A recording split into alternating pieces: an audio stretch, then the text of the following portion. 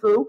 I am Tony King, Director of Growth for EXP, and I'm joined by the amazing, the incredible, the awesome Amanda Whitespeare. The incredibly and awesome pregnant Amanda Whitespeare, right? Congratulations. And Nicole's pregnant. Listen, y'all stay away from my wife, wherever she's at. Stay away from her. We don't need any of that. But it's awesome. It's amazing to be a mom. I have the honor of being a dad. And it's cool being a dad, right? Because we got jokes. Dad's got jokes. Who wants to hear a joke? Anyone want to hear a joke? No, are y'all ready? All right. So I've heard an incredible real estate dad joke. Knocked me off my feet. I know y'all are going to love it. It's going to be hilarious. Watch this. So Amanda, what kind of outfit does a house wear? A dress. A dress. Yeah, I know, it's hilarious, right? You didn't laugh. We'll be here all night, guys. That's not funny. Well, I know you heard the one about the roof, right? That's even funny. You heard the one about the roof? Let's hear it. It must have went over your head. Oh yes! Come on, I got $1 million. Okay, one more, right? This one's gonna be good, right? This next one good. Okay, because we got Thanksgiving next week, right? So, and I see Lindsay Holland in the house too, right? So we love farm and ranch agents, right? What do farm and ranch agents have to be thankful for this year? Oh yeah. Lots. Come on. Nobody, really? Nobody. All right. You know what? Everyone. All right, so as you can plainly tell, Amanda and I have not come to entertain you today, obviously, right? But what we have come to do is to celebrate you. Celebrate, educate, and inspire you, not only on what we've done this past year in 2023, but what's coming up in 2024. That's the reason why we're here, and that said, let's jump into it. We would not be here if not for a few other people, obviously. Number one, our sponsors, right? Give it up for our sponsors that are over there. We are going to be hearing a lot more from them later as they come up. However, there's some people that put this incredible event on, right? So yes, Amanda and I are up here, and we're kind of like the puppets, but the marionettes, like behind the scenes, that put all this thing together. Go ahead and stand up. They're all up here, up front for the most part. Stand up. Come on, don't be shy. So a couple things, right? So, and are we calling them out by name? I can't even read that. So, all right, their names are all up there. The awesome people that put this together, Bettina and Noe and Daniel, and there we go. See, there we go. Right, all the fabulous folks that put this thing together. Thank you all so incredibly much. The chief thing to remember as well, if you want to be a part of this next year, I know the one thing that they asked us to mention is that they need help with this for next year. So, see one of those people that stood up if you're interested in being involved and putting on an incredible event like this next year, because there is so much more to come. Now, before we get into the celebration, before we get into all this hype, all of the incredible stuff that y'all have been doing, we do have some housekeeping notes. Amanda, housekeeping stuff, we got some boxes to check. You run through that, please. Check the boxes. I'm so incredibly excited to be here with you, one and only Tony King. Thank you, EXP Rockstars, for coming and for inviting your guests. So if you have a guest that invited you, say thank you. Can you hear me? You're going in and out. In and out. Can you hear me? Maybe stand over there. What do you say? So we have, as you can see, coffee and water over here, and then we are going to have lunch at 12.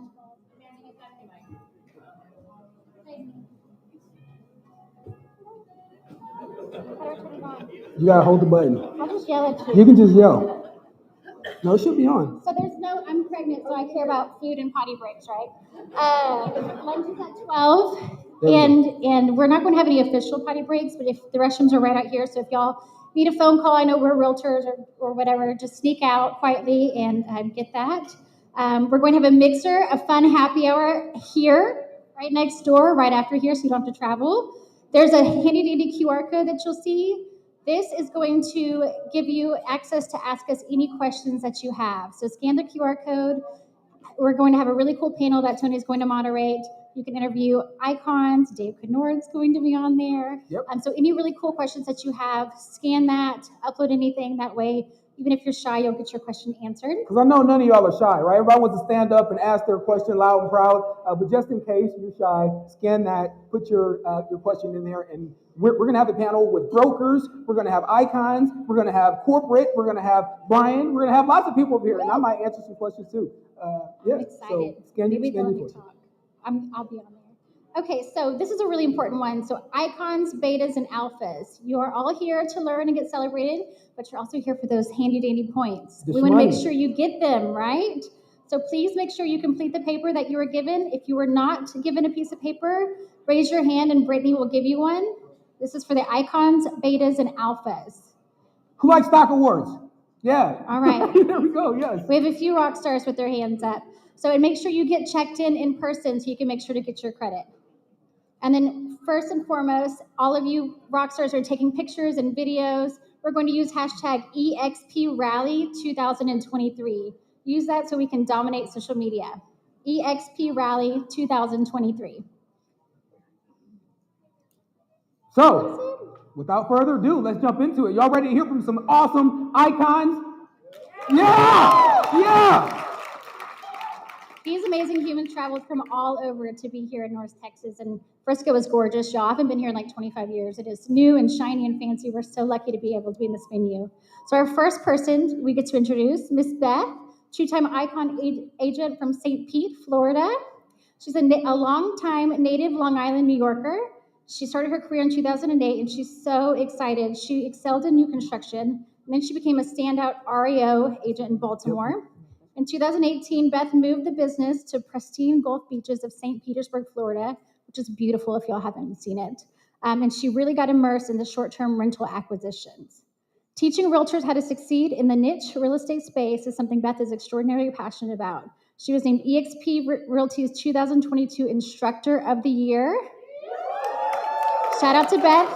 She's always finding ways to give back to us. I just love her. She's a two-time icon agent who believes with the right guidance and support, monumental success is always within reach. When Beth is not busy with her own investment portfolio, you can find her enjoying a cigar and soaking up the sun in St. Pete. Give it up for Beth.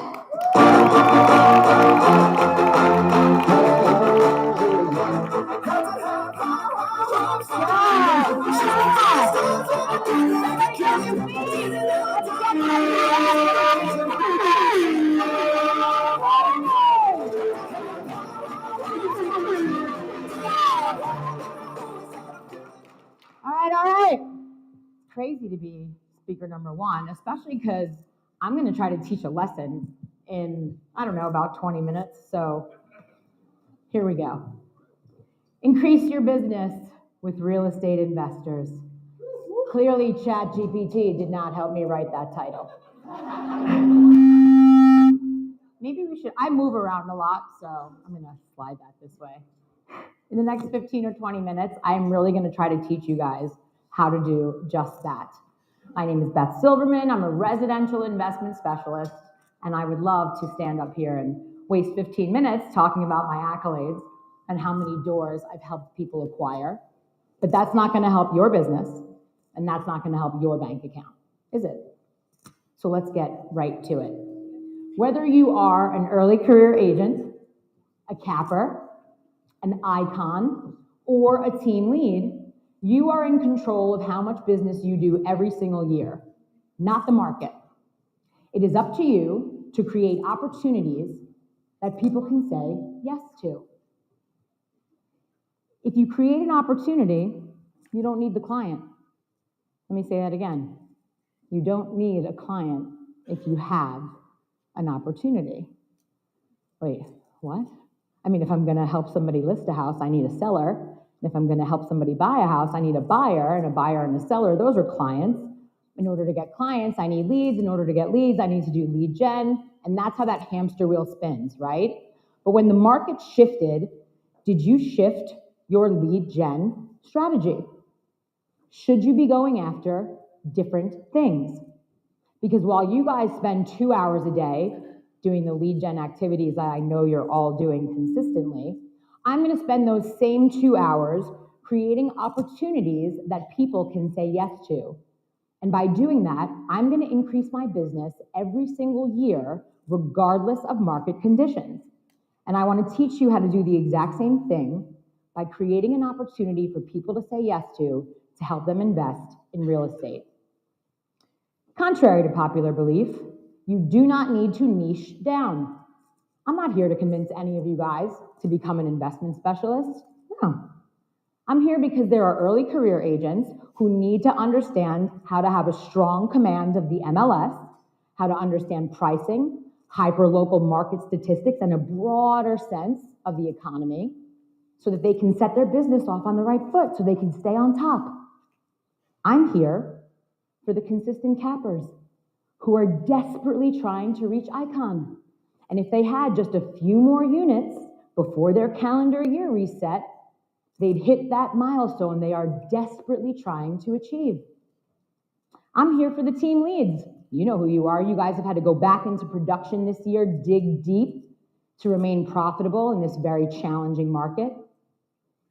But mostly, I'm here because somebody in this audience is in massive debt, and they're scared, and they're hungry for a way out. And I want you to know that I have been all of these things. I believe everyone needs an expert advisor. That is you. I believe there are real estate investments based on the current cycle of the market and economy, when purchased strategically, yield the highest returns. So let's unpack that. If you were my client in 2012, we bought foreclosures and fix and flips. In 2014, we pivoted into Section 8 and voucher housing. Then we burrowed our way into multifamily. If you were my client in 2018, we bought every short-term rental imaginable. If you were my client in 2022, we entered the shared housing space and we purchased pad splits like they're going out of style. We put 154 units on the platform this year. If you're my client in 3 years, I'll be doing short sales. See me in 5 years, I'll be back in foreclosures. Newsflash, it's just a cycle. And if you figure out how to stay ahead of the trend, you, your clients, and your business will stay on top.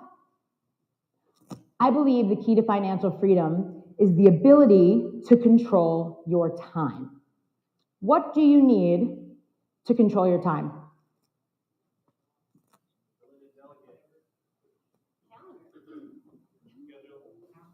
Say no. Say rev share. What do your clients need to control their time? They need the ability to generate passive income, right? And we can do that by investing in real estate. So when you think about a real estate investor, what comes to mind? Now, I am definitely going to take a stab at it because I've been doing this for a long time. Guys who run you ragged, searching for deals and analyzing them till the cows come home. And they only want you to present the ones with the most unattainable returns. You know, the ones they fall from unicorns in a bag of glitter. And when you find it, because you will, they want you to write a lowball offer. And these guys have no loyalty and no exclusivity to you whatsoever. Am I close? My career changed the day that I realized a real estate investor is anyone who desires to use the housing market as the vehicle with which to generate passive income, build generational wealth, and reap massive tax benefits. Let's say it again. A real estate investor is anyone who utilizes the housing market as the vehicle with which to generate passive income, build generational wealth, and reap bountiful tax benefits. Keyword in that sentence is anyone. You know, the majority of my investor clients are physicians, realtors, and my past clients, my past residential clients. So let's create an opportunity for your past residential clients to say yes. Raise your hand. First of all, let me ask the question first. I know the question.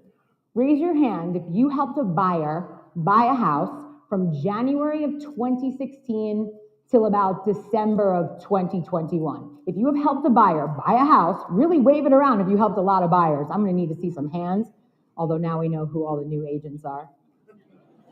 Yep. Keep your hands in the air if you have stayed in touch with those buyers through all of these years. I know. I have left millions and millions of dollars on the table. I didn't send them any pumpkins, and I didn't deliver them any pie. And I didn't remind them to change their HVAC filter. And I didn't tell them about their tax exemptions. Why are they ever going to talk to me ever again? Because now you've got something better than pumpkin and sweeter than pie. Now you've got an opportunity they can say yes to. You see, those buyers that you helped and then abandoned, those buyers are sitting on a lot of equity. The average is $149,000 to $249,000. Equity is the difference between what the home is worth and what they owe. And a lender, I am sure you icon agents out here have lenders calling you every single day to get your business in this market.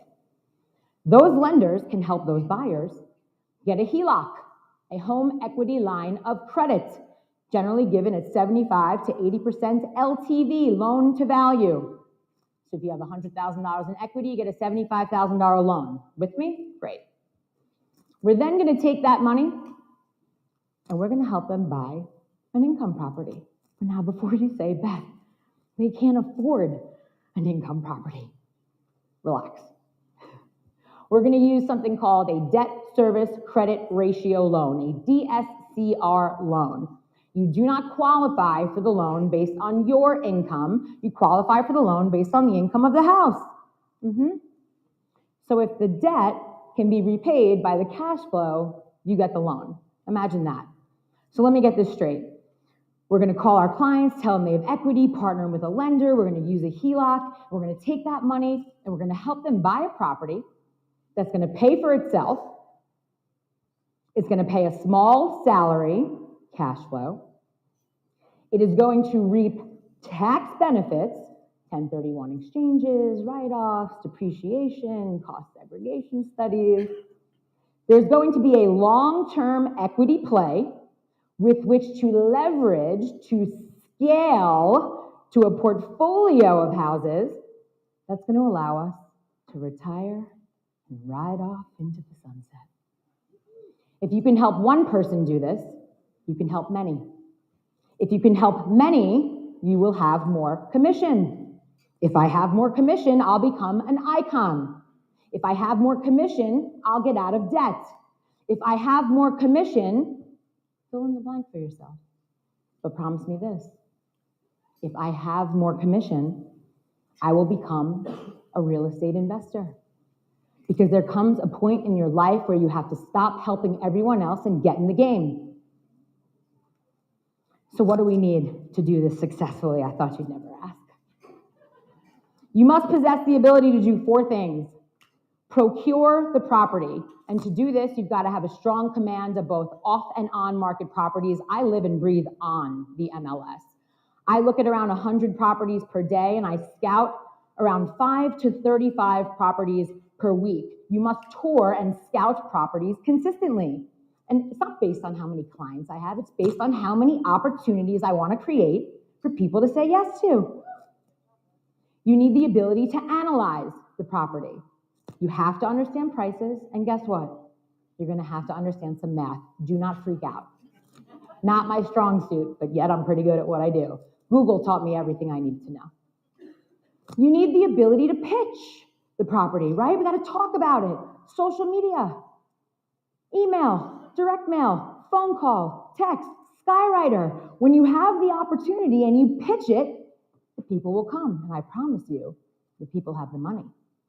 And my favorite, you need the ability to position the property after the sale. You see, marginal agents, they take you from start to sold. An exceptional agent, they take you from purchase to profits. And I do this because I teach my clients to become effective operators, regardless of what state they live in, because 95% of them do not live in my state. And I do this by partnering them with my exclusive vendor tribe. How's that vendor list you made on Canva performing for you? You know the one, you give it out like Halloween candy. If you want to cheapen something, make it common. No one has access to my vendor list. They don't know who my GCs are, my property managers, not the lady who does our wallpaper and our Airbnbs, not our cleaners. Not until the exact moment in or after the transaction do they get the introduction that they need. Why? Because this ties the client to me. My clients know that I am the one-stop shop for a positive passive income experience. And because of that one-stop shop, my clients transact with me an average of 3 times per calendar year. You don't need 2,500 leads in a database. You don't need 250 people in your sphere. Last year, 14 investors transacted 41 times with me for over $500,000 in GCI. And noteworthy to mention, thank you to EXP, my transaction fees are really high. You see, because specialists, we make special money, but I'm not here to convince you. Do I sell houses to traditional sellers? Of course I do. Do I help regular buyers buy houses? Hell yeah, that's just a long-term investment. So if you have buyers who cannot get in to the property that they want to purchase right now, normalize helping them buy an income property first. Even if it's out of state, better to get a referral than nothing at all. If you have sellers who are downsizing, talk to them about an investment strategy. Create an opportunity that they can say yes to. So how do you begin to learn more? Because clearly I cannot teach you this in just 10 minutes. So you have to commit to maybe reading a book or two about real estate investing. I like Cash Flow Quadrant. You need to learn about the types of real estate investments that exist. Short-term rental, long-term rental, mid-term rental, fix and flip, buy and hold, REIT, syndicate, land banking, commercial, right? There's tons of real estate investments that exist. But think about, where do you live and who do I serve? I mean, I'd like to think if I were in Texas, I would be a land, farm, and ranch specialist. I see you. Want to be you. But it's no surprise that when I moved to Florida and I knew one person in one neighborhood, but you know what I knew? I lived on the Gulf of Mexico, the #1 rated beach in the country by TripAdvisor 5 years in a row, so I immersed myself in all things short-term rentals. I didn't have any clients in Florida. I found the opportunity and the clients came to me. Study the MLS every single day. You guys, it is bewildering to me as a mentor, as a coach, how many agents do not understand how to fully use their MLS. From keywords to the auto search features. You can add additional keyword searches and really find what you need to streamline the process. That's what I'm all about. YouTube, Google, AI, social media, when used correctly, they are your best free teachers. Join your local RIA group. How many people have ever even heard of what a RIA group is? Oh, thank you. Good, we've got a couple people. Guys, joining a RIA group, the dues are like $100 to $200 for the entire year. They have one live meetup every single month, and it is one of the greatest places to collaborate. You'll find that real estate investors, much like EXP, they believe in collaboration. We try to teach each other so that people don't make the same mistakes as we made, because in real estate investing, that might make you broke. You want to network to build out your exclusive vendor tribe. The tribe has opportunities. I cannot tell y'all, my GC and my property manager, they are the eyes and ears to the streets. They know every single house that's about to come on before any realtor can sniff it out. The tribe has opportunities, and you've got to network to build your exclusive vendor tribe. You have to know your numbers. Listen, I didn't know what cash-on-cash return was or net operating income. I didn't even know what any of those terms were. I looked them up, I Googled them, I practiced them. Start by trying to analyze a long-term rental. I find it's the gateway to all investments. When in doubt, reach out. We're at EXP. Reach out to your broker, to a team lead, to an investment specialist. Phone a friend. My phone a friend is somewhere in here. Oh, there he is. Shout out to Mr. Nick Good. He's taking a photo out right now. Nick Good from the Good Home Team. He is my phone a friend. Thank you, buddy, for always being there for me. Appreciate. Nobody succeeds alone.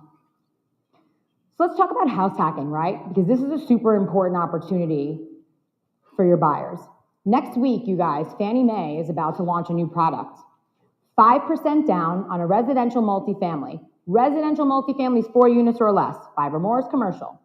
So 5% down. So let's talk about this. House hacking is when you're going to live in one part of a dwelling and rent the rest. So if I'm gonna have a main house and I'm gonna house hack it through co-living, I'm gonna live in one bedroom and rent out the others. Easy enough. Or I'm gonna have an accessory dwelling unit, an ADU. Sometimes people call that an in-law suite. It can be attached or detached. Typically, it's seen as an extension of the main house, shares the same utilities, and we can count that rent roll. Or I'm gonna buy a duplex or maybe even a quadplex, and I'm gonna put 5% down, but I'm gonna get to use the rent roll from units 2, 3, and 4 to offset my DTI, my debt to income ratio, to help me get this house. So if you have buyers who cannot afford to buy, normalize house hacking. Why are we not talking about opportunities that everyday people can say yes to? I wish the American dream that I was taught was the one that included financial literacy. I wish when I was 18 and I inherited $100,000, I wish somebody taught me to buy a duplex instead of putting it in the stock market, which crashed a few years later and I lost it all. I wish I had passive income when I was 26 and I was diagnosed with cancer, because it certainly would have made the $200,000 in debt much easier to bear. And yet, here I stand, debt-free. Sometimes I'm cash poor, but only because I'm houses rich. And I get to drive a car that exhilarates me even when I'm not driving it. And the best part about being me is that I don't worry about my deal flow. And I don't worry about where my next client is coming from. Why? Because I know what I have to do to stay on top. I have to create opportunities every single day for people to say what to. Yes. Say it again louder. Yes. Every single day. I just have to create opportunities for my inner circle. And if you know me, you know my inner circle is a winner circle. And there is room for each and every single one of you to be a part of it. Just say yes to the opportunity. Thank you.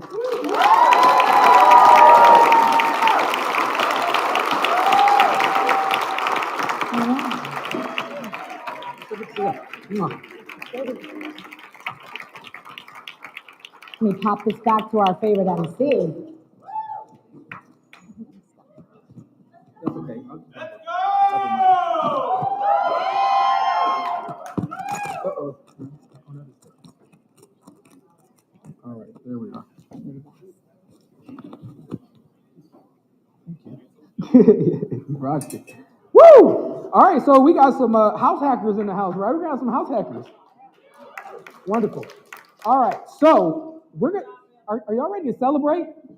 Are y'all ready to celebrate some successes?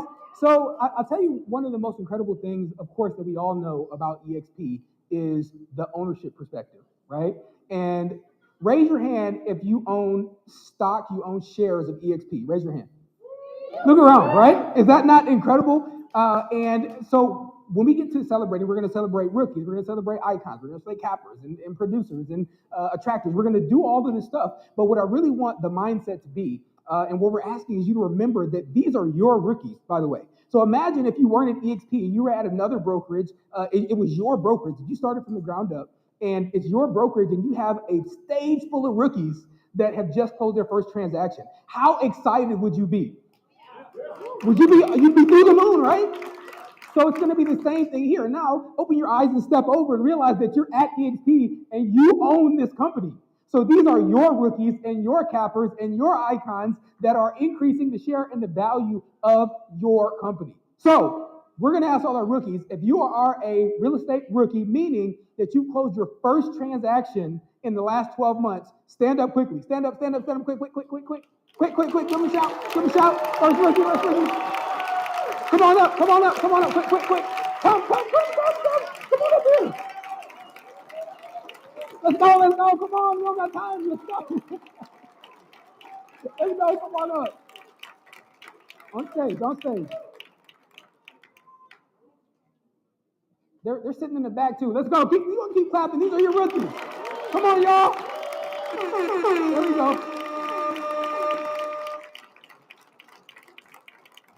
All right, so what we're going to do, I'm going to need a handheld mic at some point. So what we're going to do is we're going to tell you your name, where you're from, and That was it, right? Just your name and where you're from. That's it. That's all we want to know. Your name and where you're from. Okay, so I'm going to get close. Here we go. Eric Manto, Prosper, Texas. Terry Hubbard, Euless, Texas. Spencer Ray, Fort Worth, Texas. Fort Worth, Texas. Kara Law, McKinney, Texas. McKinney. Aiden Reed, McKinney, Texas. Love it. Jeannie Smith, Sanger, Texas. Love it. You said Sanger? Sanger. Jaden Toon, Fort Worth, Texas. Fort Worth. Jordan Bisbee, Frisco, Texas. Frisco. Anita Shams, Northlake, Texas. From where? Northlake. Northlake. All right. Wonderful. Do we have the sign? Where's the sign? The rookie sign? Where's the rookie sign? That's what you call humble leadership right there. Look at that. It's the one that says rookies. It starts with the R. All right. Well, what we're going to do, we're going to take a picture. Okay, selling cribs. There we go. It doesn't say rookies. It was a setup. All right, in the middle. Hold on, in the middle. Let's pass it down. All right, give me a round of applause, y'all. The rookies.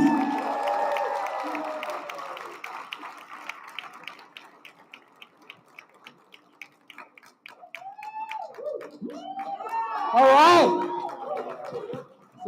That's it. Thanks, y'all.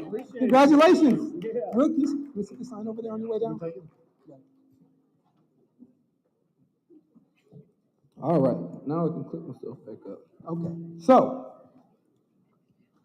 next up, we have, speaking of humble, incredible leadership, we have the one and only Brian Ellington. He is our Chief Learning Officer, y'all. And when I say that, we have humble leadership at EXP, Brian Ellington, I'll tell you, something about him. I was with him at an event, at a Zillow event, last week, I think that was, last Monday. And, I was headed back to the airport, and I was like, man, I'm going to, order this Uber, but it's going to take forever because it's Austin, right? And that's just how they all get down in Austin. But, and he said, Brian's like, you know what? Don't worry about it. I'll drive you to the airport. So I was like, okay, cool. Again, that's humble leadership, right? I don't have to order Uber. Who doesn't want to ride with the C-suite executive to the airport? I was like, cool. But I wasn't ready. I wasn't ready. So he opens up his car, and I get in, and I was blown away because he's listening to hip hop music, and I'm like, okay. I'm like, all right, okay, I see you. And not just like normal hip hop music, like old school, like Houston hip hop music, like DJ Screw, and I'm like, okay, I see you though. You got, okay, Michael Watts and all that stuff. I'm like, all right, I see you. And then he started rapping. No, he didn't start rapping. But yes, he's an ultra humble leader, and I absolutely love him to death. And he also gave us an actual bio. So you actually read the bio. He came prepared. So I just met him actually, and we were talking, and I'm just incredibly impressed. There's amazing humans in this room. This rock star has over 20 years of coaching. He brings a wealth of knowledge and expertise to EXP, and he's working on some really amazing things here in this industry. Throughout his career, he has helped numerous agents achieve incredible accolades, increase production metrics, and grow their business. We're all about production here, right? Woo! Awesome. Brian's impressive tenure includes notable executive roles like Chief Operating Officer, Chief Develop Officer since 2021. He also held a high position at Keller Williams, Chief Product Officer. There's a lot of C's in this. He's a rock star. Chief Operating Officer at the KW Worldwide International Franchise Division. He's also he's the Chief Learning Officer here at EXP, and he's working on some amazing things and bringing us value. His achievements earned him the distinction of winning the Training Magazine's T125 Top Training Companies Award for 4 consecutive years and introduction into the Hall of Fame. Give it up for Brian Ellington.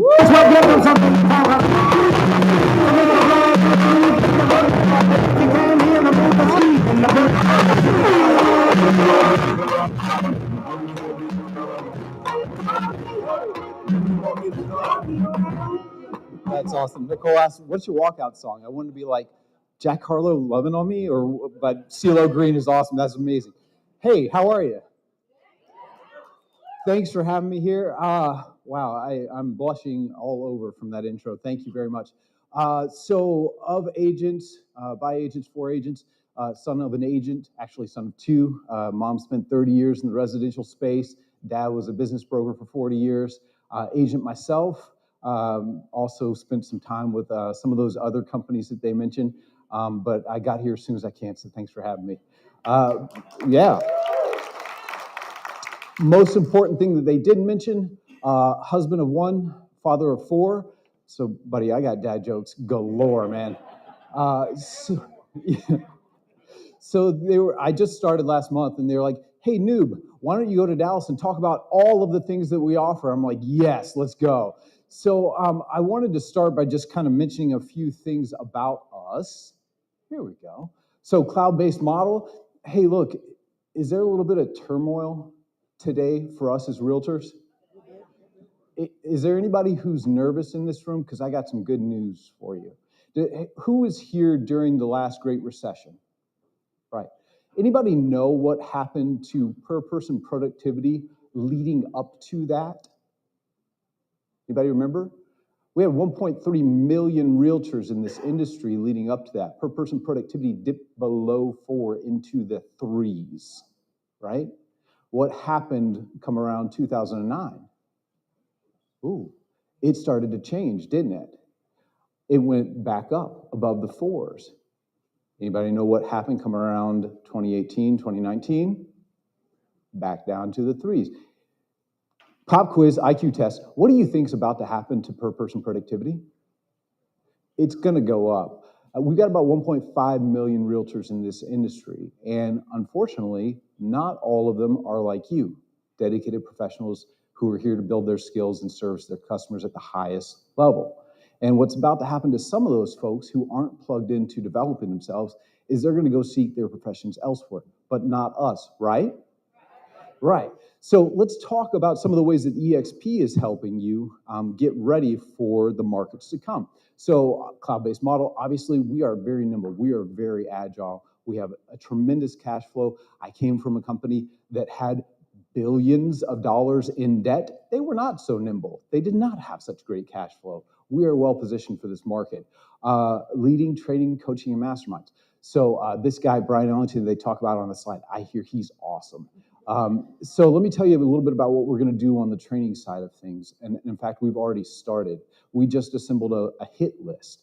Where we're going to be building training from now on out is we're going out and we're finding the most effective people at that thing, whatever that thing is that we're creating training on. So what we're tackling first is new and unproductive agent training. So we're going out, we've assembled a list of about 1,000 agents who had deals in their first 90 days, multiple deals in their first 6 months, and a percentage above average per person productivity in their first year. In other words, rock stars who got after it quick. And what we're doing is we're going out and interviewing at least 20 to 30 of those folks and modeling out exactly what they did step by step so we can create a repeatable model for our agents to follow. And we'll be doing that same sort of methodology at every level of our business, starting with new and unproductive, going to experience, going to top agents, and even into teams to make sure that wherever you are in your career, EXP University is going to be there to help you take it to the next level, whatever your goals are. Sound cool? Awesome. On top of that, I'm working with Miss Amy Somerville on the success side of things. She will be doing whole life and non-real estate related business coaching. My team's going to be building real estate business coaching. Agents coaching agents, rockstar agents coaching soon to be rockstar agents. So more to come on that. Stay tuned for that. And we'll talk about that early next year. And then the most effective compensation model in this industry. An amazing opportunity, not just for the splits, but also company ownership and rev share. Hey, fun fact, they mentioned I was chief products officer at that other company for a few years. Part of my job was overseeing profit share. It took us like 20 years to reach 100 million in profit share. It took you guys like 5 seconds to hit 500 million. Last year alone, we paid out $220 million in rev share. If you do not think that that is a real opportunity, think again. That is an amazing opportunity. Let's hit the big elephant in the room. Anybody tune in yesterday for the state of the company? Hopefully you did. Yeah, if you didn't, it's on Workplace. Go and watch it. It's an amazing thing. I want to get practical and tactical about this because we've actually lived in this world before. I mentioned the Great Recession. Those of you who sold distressed property, we understand how to handle the buy-side commission. But I want to start by saying what everybody is worried about is an injunction, right? We had this massive settlement against some of our competitors in NAR, and now they've gone after a lot more companies, us included, and we're ready for that. I don't know what you know about that case, but let me just assure you, how we do business as realtors was not represented in that courtroom, period. And we're ready for that conversation, and we're going to go have that. In the meantime, though, we as realtors just need to prepare ourselves. We just need to be ready because MLSs will be making changes. If there is an injunction, we will have to make a change pretty quickly, right? And that's going to mean a few different things, but nothing massive in the short term for how we do business. You with me? All right, so a few things. Let's talk about this. Anybody today getting buyer representation agreements? Okay, you're all doing buyer representation agreements, aren't you? It's just a lot of us wait until we are submitting the offer to then get our buyer to sign those, don't we? So all we're talking about is just having that conversation a little sooner, just to make sure that if the compensation for the buy side commission is not done on the sell side, that we're protected, right? And you just saw a lot of hands go up. Did you notice any black eyes, busted lips, stab wounds, or gunshots? They're asking for the buyer representation up front with skill and grace, and they're getting it. So like Henry Ford said, whether you think you can or think you can't, you're right. That's right. So let's just start practicing now at getting the buyer representation agreement instead of waiting till we absolutely have to do it to get the buyer representation agreement, right? Okay, so when we talk about this on the buy side of things, a few thoughts for you. Listing agents, where you at? Do you guys want me to start telling bad dad jokes? Listing agents, where you at? Woo! What are the 3 things you brag about at the kitchen table about yourself with your sellers? 3 metrics you brag about with your sellers, what are they? Number of listings sold, days on market, percent list to sell. How many of you brag about similar stats on the buy side? 1 person, 2 people. So here's what's going to happen if we have to move the buyer compensation to the other side of the ledger on the HUD. Now the buyer is going to have visibility, which means that we're going to have to do what? Present value to our buyers in alignment with our commissions, whatever those may be. I don't look good in orange, whatever those may be. So a few thoughts for you. What's the percent list to sell in this area? What are we in Frisco? What's the percent list to sell in Frisco? 98. How many of you in working with your buyers beat that regularly and put more cash back in their pocket? Do you know your stats? Go figure out what your buy side stats are for percent list to sell and start bragging about that with your buyers. Now, days on market, a little trickier to compare yourself to the market on that one. But here's something that I'd really recommend. How many of you hate being a taxi cab driver for your buyers? Do you know the concept of anchor pricing in negotiations? Anchor pricing is where I say, hey, I'll sell you this iPad for $1 million. Now you're orbiting around my $1 million price instead of the natural price of what this should be. So with your buyers, how many of you are setting expectations for how many homes you're going to go see before you write an offer? Mr. and Mrs. Buyer, in my experience, we should be writing an offer on the first 6 homes that we see. And if we haven't done that, it's just because I haven't done my job of really getting to know your criteria. But I am going to commit to you that I'm not going to put anything in front of you that's not going to match your criteria. So within the first 6 homes, we're writing an offer on a dream home. Sound good? What have we just done? Anchored them around how many homes we're going to sell. We're going to see together. Now, if it's not 6, if it's 3, cool, make that happen. But whatever it is, anchor them and brag about yourself and your ability as a buy-side agent. Deliver that value so that with your commission, they understand. Yeah, I'm a Seinfeld character. I'm a low talker. Thank you. I appreciate you. So that with your commission, you are worth what you charge. Make sense? On the list side, commonplace in your MLS for $1 commissions? Not yet. Well, it's very commonplace in a lot of other areas. In fact, we're going to see MLSs in some areas go to no commission listed in the MLS. And that's just going to mean with our sellers that we're really going to have to underscore with them the reasons why they would want to pay a buy-side commission. I see a lot of people shaking their head. For example, how many of you sell homes to veterans? The VA will not let us comp on the buy side of things. And if we want to keep our audience as large as possible, Mr. and Mrs. Seller, we need to consider how we're going to compensate agents on the buy side of things. You get me? Also, too, we need to be talking about how buy-side commissions impact timelines, because they do, don't they? If we're not offering proper compensation relevant to the market, we're going to be impacted in getting you to where you want to go as quickly as you want to get there. So just these little subtle changes in our business, that's all we're talking about. When we're working with other agents, if there is an injunction, if there is a change in our MLS for what compensation is displayed, not happening yet, but if it does happen, we just need to adjust our conversations a little bit. Those showing conversations become a great opportunity to then agree on what compensation is going to be offered and get that documented, right? We need to be submitting the MLS listing with every offer we make so that we've documented what compensation was advertised in the MLS. Small little things. One other thing, let me give you the proper language here. If we have this change, here's an easy documentation. You got your pen handy or your iPhone or whatever. Seller to credit buyer X dollars at close of escrow to satisfy buyer's contractual agreement with buyer broker. Easy enough, right?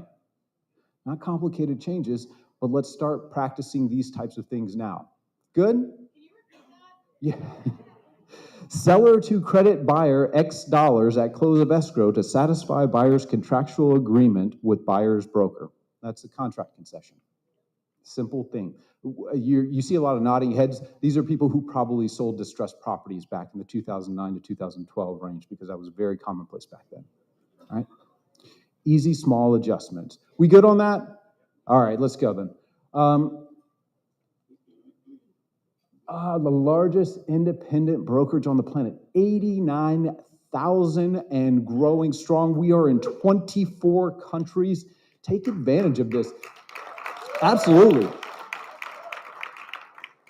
This should be part of your listing presentation. This should be part of your buyer consultation. Talk about the power and the leverage of EXP to make sure that they understand how many agents we're going to put their homes in front of and in how many countries they're going to have buyers seeing their properties.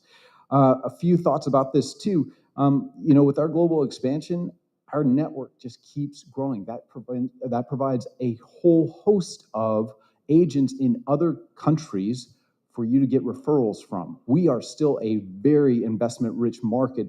Especially in China and other places in the world, they are bringing cash out of their countries to the States. Plug into this, take advantage of it. So I want to talk a little bit about this. I'm not going to go into too much details. Boost. These are opportunities for us to incentivize. We are not buying brokerages. I was part of a company that did that. Not a smart business model. We are incentivizing brokers, though, to come on over. And this is for you. Make sure you understand and follow laws. We don't want to commit tortious interference. We don't want to be talking to people in franchise agreements. That is, I don't look good in orange. You won't look good in orange either. Trust me. Accelerators for individual agents. You get the acronyms here, BAT. Individual agents, where we will help them with their rev share when they come into the company. Great opportunity for these successful agents to come in and take advantage of the reputations they've built in their local markets. Great opportunity for you to build your downline. And then newest is Thrive for teams, where we'll take a look at their past 12 months productions and offer them incentives based on that. If you want more details, please do plug into that and look at that online. How many of you, be honest, be vulnerable, how many of you are going, yeah, I don't want to be a recruiter? How many? Be honest. Yeah, I get that. And by the way, I'm not asking you to be a recruiter. This doesn't need to be something that you go out of your way. You're at the closing table regularly, right? You're talking with agents in the marketplace regularly, right? Here's a very simple formula, very simple, conversational. And I'll just give you the formula here. Deposit, deposit, goal, pathway. Deposit, deposit, goal, pathway. Deposit sounds something like this. Hey, Tony, awesome job taking that listing on Smith Street, man. You're going to crush that. Okay, bye. Or, hey, Tony, really loved working on that deal with you, man. Anytime you want to go grab a cup of coffee, I'd love to, man. Bye. That's a deposit. At some point in the conversation, goal. Hey, Tony, I see you crushing it out here, man. 12 deals already this year and going. What's your goal, man? Where are you trying to go? Doesn't matter. By the way, if he's a $3 million producer, his goal is $6 million. If he's a $6 million producer, his goal is $12 million. And pathway. That's awesome, man. I love that. Hey, I've helped a lot of agents get there, and I obviously got there myself. If I could show you a simple pathway to get there, would that be worth a cup of coffee? And by the way, when I've taught recruiting to agents, the one thing I say is slow down. You don't need to know everything about the company, and please, dear Lord, do not try to tell them everything about the company. You're going to talk for like 3 hours, and they're going to be asleep by the time you're done. Just talk to them about what they're trying to do. And if there's things in our company, and there are, that will help them get there, just talk about that. That's all it takes, right? No heavy breathing, no sweaty palms, no begging on your knees. Just talk about what you love about the company. Guarantee you have enough of those conversations, you will build a massive, massive downline for yourself and for your family. All right, cool. EXP exclusives. So, by the way, we talked about the buy-side value proposition. You need to be plugging into this. First of all, this is part of being with us. There's no additional cost to this. There is an upgrade feature where you can tie in your MLS data to this for like $33 a month, but you don't need that to succeed. Essentially, what we are building is the world's largest exclusive database of homes, period. You hear me? That's a script, write it down. We have the world's largest database of exclusive and off-market properties. So who would be interested in this? First of all, any listing you have, get it up there. But if you have builders that you work with and the home is not yet show ready, can go in there. If you have luxury clients who don't want it up on the MLS to have any old person traipsing through their multi-million-dollar McMansion, put it on here. There's a whole host of variety of reasons why people would want their properties on here, but this is exclusive to us. Whatever happens with the MLS, cool. We're ready for it because we have tools like this. And again, sign up for this. It's free to you. It's not going to cost you anything more unless you want that upsell feature for the MLS functionality. And talk about the opportunity on the buy side of things to position your value, being able to talk to them about how you have the world's largest database of off-market and exclusive properties that no other agents in your area have. That's a great buyer value proposition, right? Plug in. All right, Revenues. We actually have a celebrity in our audience today, Mr. Mark Woodling, ladies and gentlemen, Director of Institutional Investment Services with EXP. Yeah. So one of the things not on this slide is something Mark's working on right now. I'm not going to say who, but let's just say a very large institutional investment company is about to give us 2,300 listings, 400 of them in DFW alone. Anybody want referrals? I think I just set dinner dates for you for the rest of the year, my friend. Talk to Mark at break and find out how you can get involved with that and much more. So EXP relocation express offers. If you are dealing with iBuyers in your market, we just made you an iBuyer through express offers. Right? You've got that power at your fingertips. EXP Affinity, Military Honors, and REO, we have doubled the amount of referrals we gave EXP agents in 2022 already this year. And thanks to Mark and the team there at Revenues, it's just going up and up and up. One of the things not on here as well is EXP's Bundle Select program, where we basically allow you to act like a relocation company in your local market. We have about 160 agents that have gone out and created relationships with 750 companies, some of them major national companies, where they are essentially acting like the relocation specialist for that company, and they are leveraging our network. If this is new to you, if you don't know about this, plug into it. All of you have clients that work at corporations. All of you have clients who own companies themselves. This is a great opportunity for you to take advantage of EXP and get into those companies as their exclusive agent. My link, my lead. This is really cool. So this feature, I don't know if this is available in this market. Does anybody happen to know if it's available in this market? Yes. Okay. Great. We're rolling this out, and it's market by market. So what this does is allows you to give your sphere, your link, and wherever they're going to buy a home outside of your market, it allows you to create referral relationships when they find a great property. This is beyond, your listing, your lead. This is allowing you to take advantage of referral relationships with our 89,000 and growing agents in our company. Cool, right? It's very innovative. Very innovative. Speaking of innovative, who went to EXPCon? Yeah, that was a fun time. So we had great discussions about AI there. If you have not yet gone on and played with AI, holy cow, it is going to revolutionize how you do business. I talked to Carrie Sobe, you guys know her up in Canada, and I asked her, what do you use AI for? And it was everything. Her social media posts, her lead generation. There's AI that will take your long form videos and create Instagram, TikTok, and YouTube shorts for you. Let me say that again. It will create them for you. You just plug your video in and it says, here you go. Creates everything from presentations to you name it. There's a great website. There's an AIforthat.com. Go on there and play. See what AI is available out there. I played with Luna with my kids. I was trying to show them what this thing could do. And I was just joking around and I was like, well, let's see if it'll write a note so we can play hooky. And the thing came back and lectured us about how we shouldn't lie to teachers. It was like really amazing. It's very fun, but more than fun, it's very useful in our businesses. You find yourselves, and I know you do, answering the same questions over and over and over again. These tools can do a lot of that legwork for you. Speaking of doing legwork for you, our marketing package with our listing kits, it has everything you need in there for your listings, including listing presentations. And then last but not least, in these kinds of markets, I was talking with the group and they asked us, this was in Milwaukee when we did the regional rally there. They said, what do you think the most impactful part of our model was? And everybody said, the rev share, the cap model, this tool and that tool. And I said, I apologize, but I beg to differ. And selfishly, I think the coolest part of our model is the icon incentivization. I'm going to allow that. The icon incentivization for us to come back and give back to this community.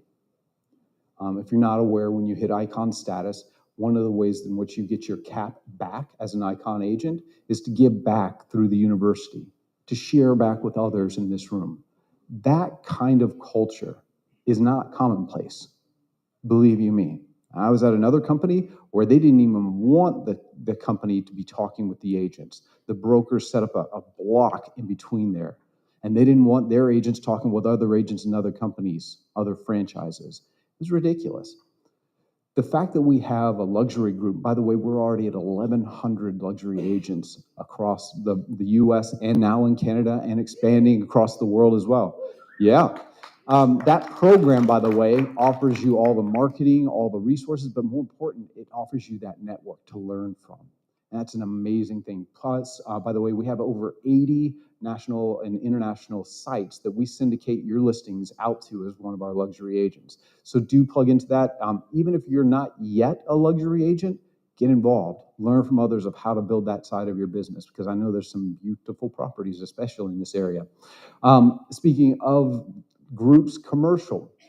So we are 700 agents and growing in all 50 states and Washington, D.C.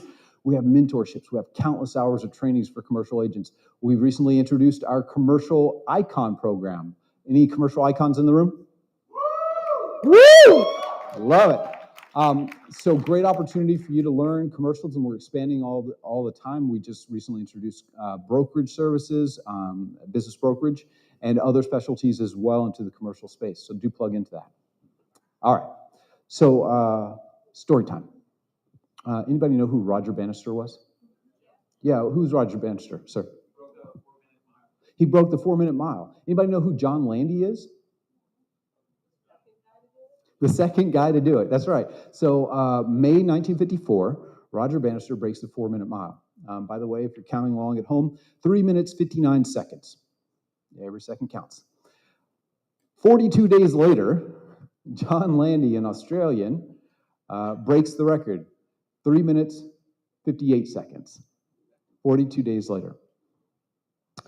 First lesson I learned from this story, whenever somebody shows you what's possible, it's not too long before it becomes commonplace. By the way, it is with regularity that high schoolers break the 4-minute miles today.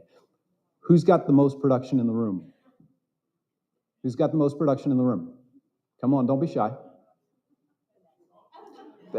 Everybody's pointing at this one lady right here who's sheepishly going, no, me, shucks, oh no. How many units, man? 55 units? 55 units. Anybody beat that?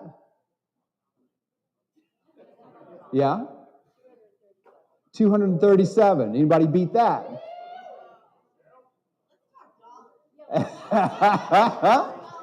We'll keep it at units, but here's the thing. 237, that's now the bar minimum for everybody in this room. Got it? No, I'm not kidding. Hey, it's possible. I mean, she looks cool, but she doesn't look like a superhero. So that's the first takeaway from the story. So here's what's interesting. So 42 days later, John Landy beats Roger Bannister's records. Now, the British have this thing called the Commonwealth Games. Whenever they conquer a country, they're like, hey, sorry, we just took over, but we have this fun Olympic thing. Why don't you come be part of that? And so every few years, they do the Commonwealth Games. That same year, they were doing the Commonwealth Games in Vancouver, Canada. There were a bunch of other events, javelin, whatnot. Nobody cared. The Miracle Mile, that's what they called the mile event, the Miracle Mile, because John Landy, Roger Bannister were going to square off. And apparently it did not disappoint.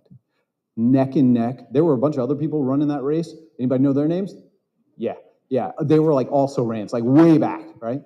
Neck and neck the entire race until the last leg of the race, John Landy pulls ahead. And he's going to win. Near the finish, he looks over his left shoulder to see, where's Roger Bannister? Unfortunately for John Landy, Roger Bannister was passing him on his other shoulder. True story, there is a bronze statue larger than life outside of the event center where they held the games of John Landy looking this way as Roger Bannister runs this way. This would be the professional equivalent of a bronze statue of a RE/MAX agent losing a listing agreement to you, right? Yeah.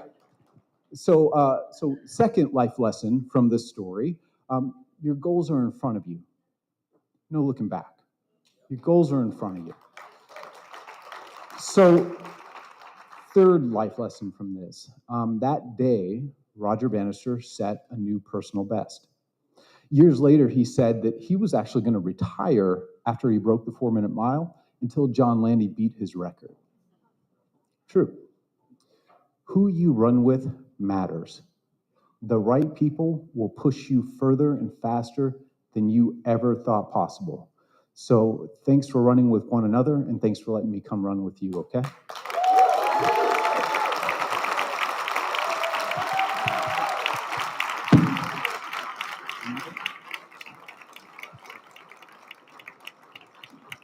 All right, thank you so much, Brian.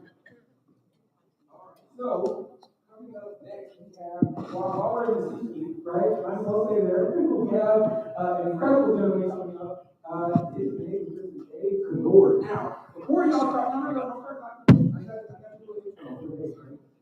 So, as we talked about a little bit earlier already about humble leadership, so Dave is another chief example of EXP and how important leadership is. He shot a text a little bit ago about the hotel he was staying at. Whereas most C-suite execs, like they'd be at the Omni or, these fancy hotels.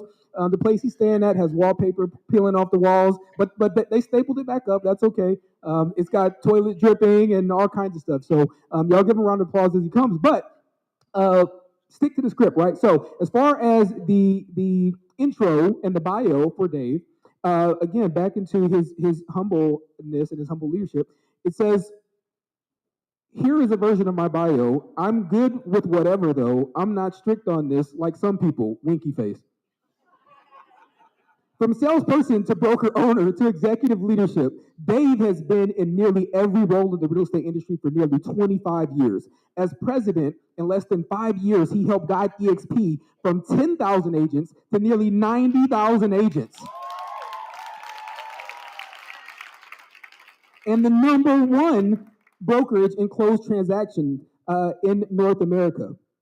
He's passionate about helping people see, believe, and achieve their greatest potential. He's fanatical about systems, leverage, and hates wasted time.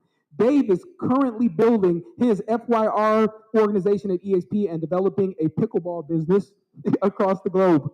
His personal time is spent focused on his faith, his family, and his friends, and supporting our amazing servicemen and women and veterans. Will y'all give a huge round of applause for Mr. Dave Conord?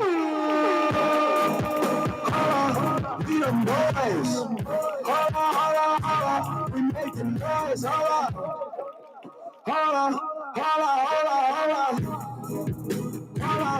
We them boys. We making noise. We them boys. Pop a bottle. I feel like I'm in enemy territory. Is my mic on? No, it's not. You guys click it. What's that? Switch it on. All right. There we go. Oh, hey. All right. All right. So I feel like I'm in enemy territory. You are. Right? I flew in from Philly. Yeah. All right. Hey, I'm sorry for your loss, by the way. Yeah, chasing me off the stage. You just cut my time. I'm seeing my notes. How come that just shrunk down to 2 minutes? All right, so I'm going to ask if we have any, I see some green in here. I'm going to ask if we have any brave, beautiful, and intelligent souls who will admit that they are Eagles fans. Yeah. We got anybody? We got an Eagles fan. We got Eagles fans. Hold on. You're Eagles fan? I brought this for you because I love you.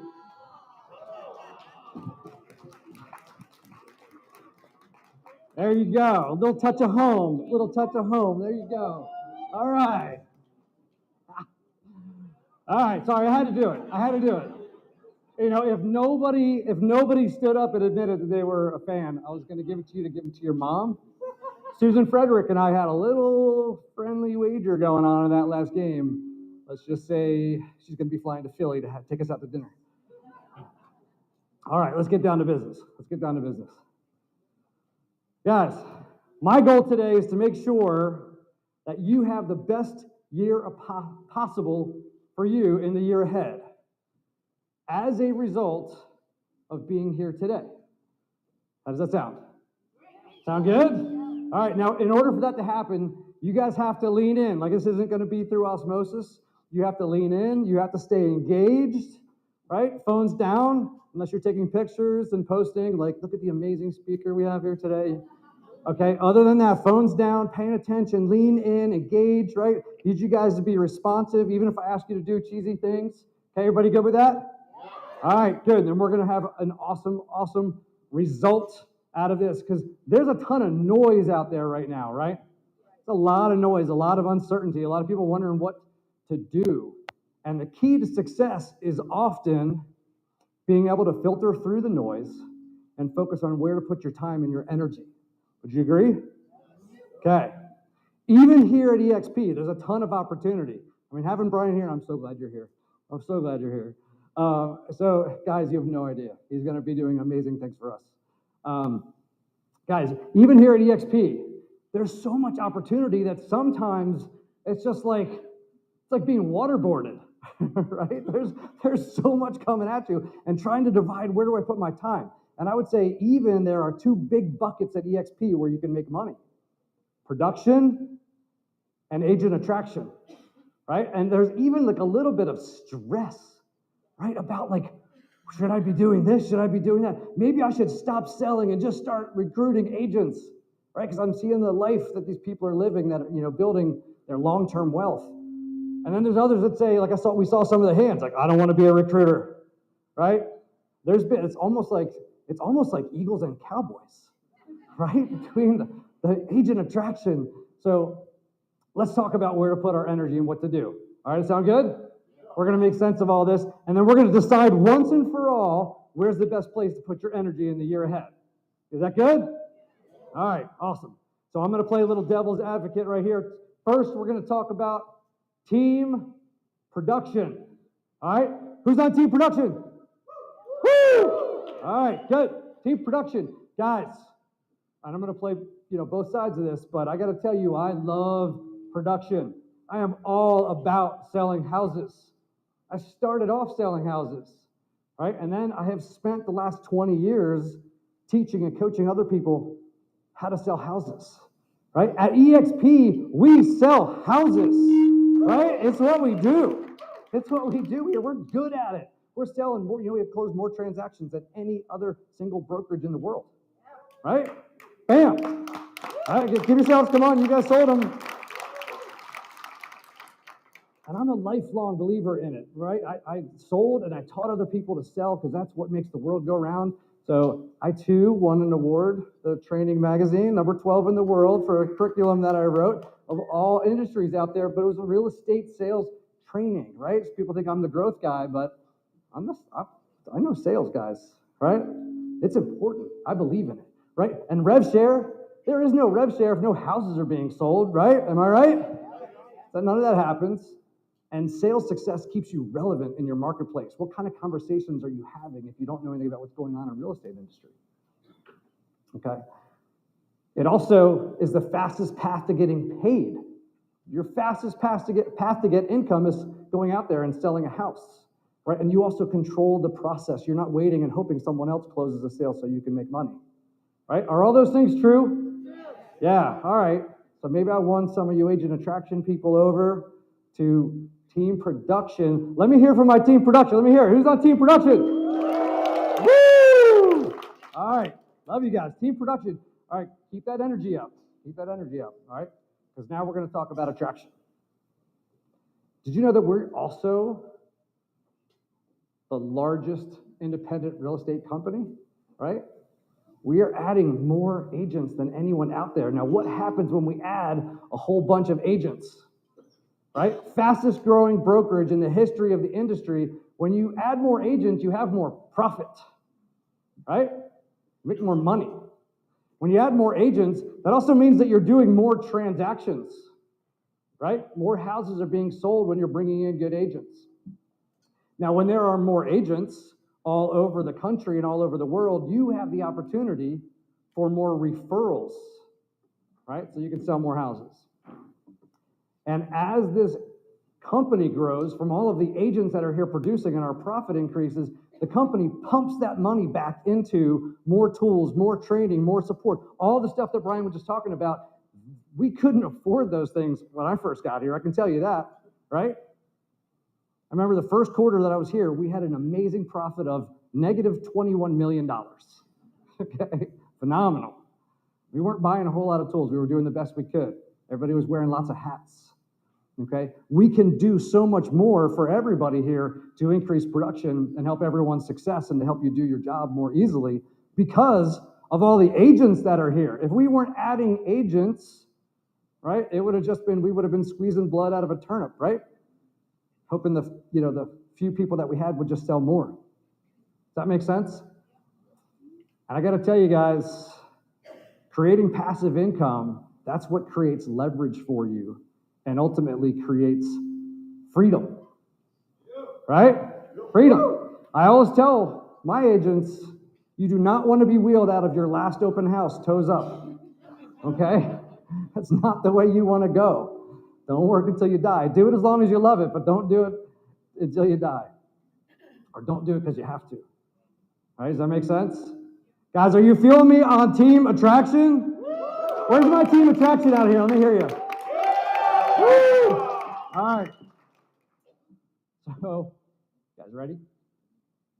You ready? Okay, some of you are ready. Tony's ready. All right, guys. This is team production. When I raise my left hand on your right side, I want to hear all my team production. Okay? Let's practice. Because I also heard team production was our smarter group. All right, ready? Good job. All right, nice. Okay, this is team attraction. We're the better looking group. Let's give it a shot. Let's go. Oh, nice. All right. So that was loud.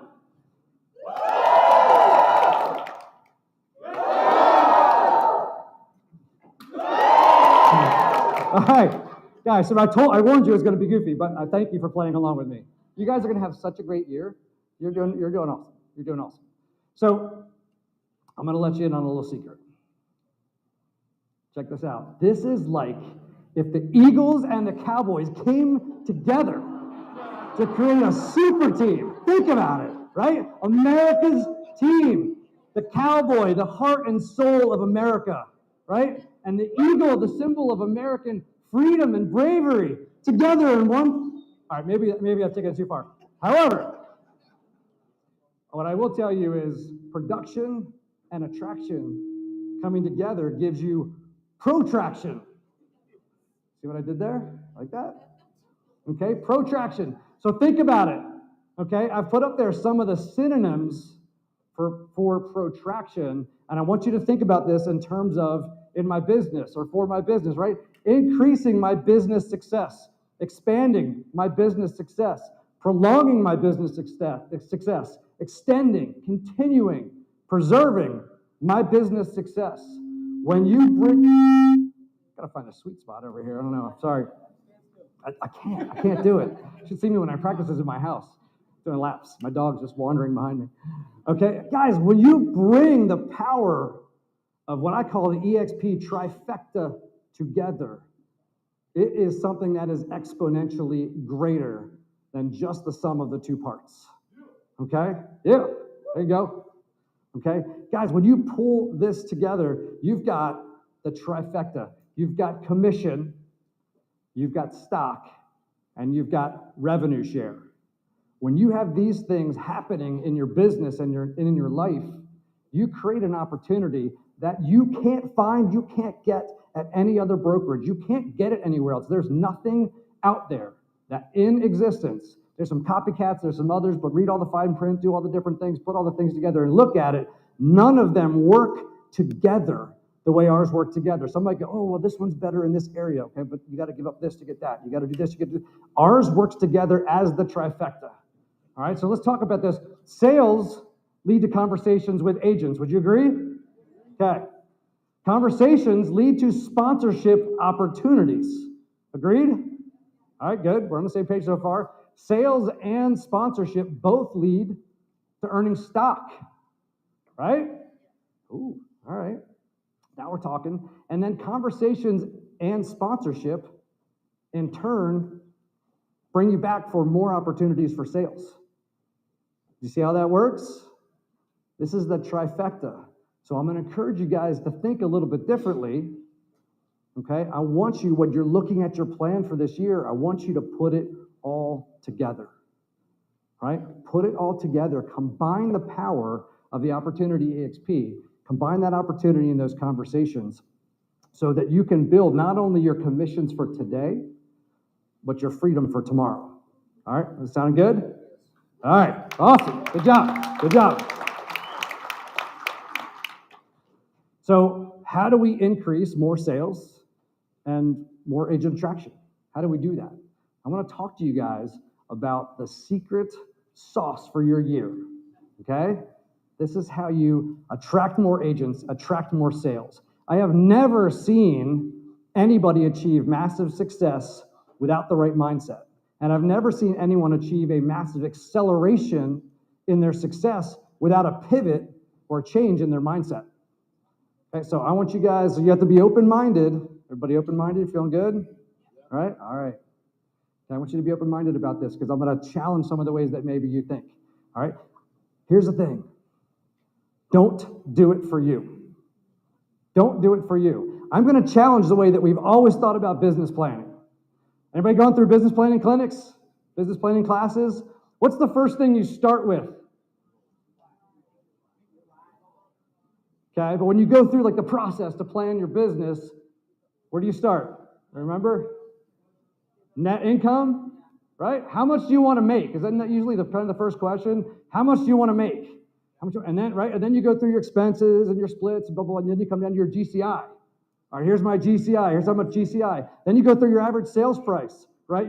Start doing some math in there, and you go through, all right, how many units do I need? Then you start going through your conversion rates, right, to figure out how many listings I have to take and how many buyer agreements I have to write. Then you're going through those conversion rates, and you figure out how many appointments you need to go on. Anybody done that exercise? All right.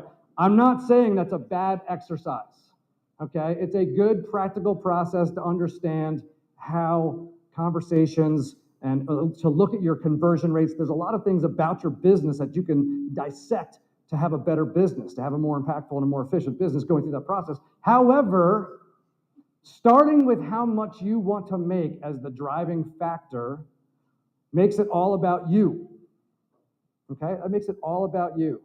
What do I need? How much am I going to make? Now, everyone in my SOI becomes a commodity, right? What can I get out of people? Now you're the person, when you walk into the room, you're scanning the room, and it's like, I don't know, was it Terminator when he had the thing in his head, right? And like, you'd have all little green things that would turn, and he would figure out who his target was, and he would know all the information about them. Okay, so you walk into a room, and you're like, hey, you know, that's someone who I think needs to sell a house, and they look like they have an expensive house, and they haven't sold a house in a while, and I haven't gotten a referral from them in a while, right? And we're scanning the audience to figure out what we can get out of them, right?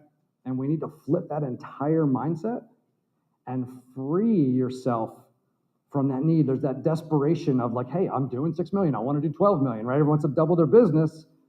And then we start thinking about, we're worried about how we're going to go do that. So I want to free you guys from that thought process. All right? You guys still with me? Yeah. Okay. All right, good. Good. All right. I didn't flip my page of my notes. I haven't even been looking at my notes. Okay. Here's another popular opinion. Goal setting is for losers. Woo! Are you going to put that in the notes, Brian? Make sure it's in one of the classes. Okay. Goal setting is for losers. Now, why do I say that? You know, you guys have probably heard this. Think and Grow Rich, one of my favorite books, right? Love it. Napoleon Hill. If you haven't read it, read it. But here's one of his statements, right? One of his famous quotes. Whatever the mind can conceive and believe, it can achieve. Okay, have you heard that?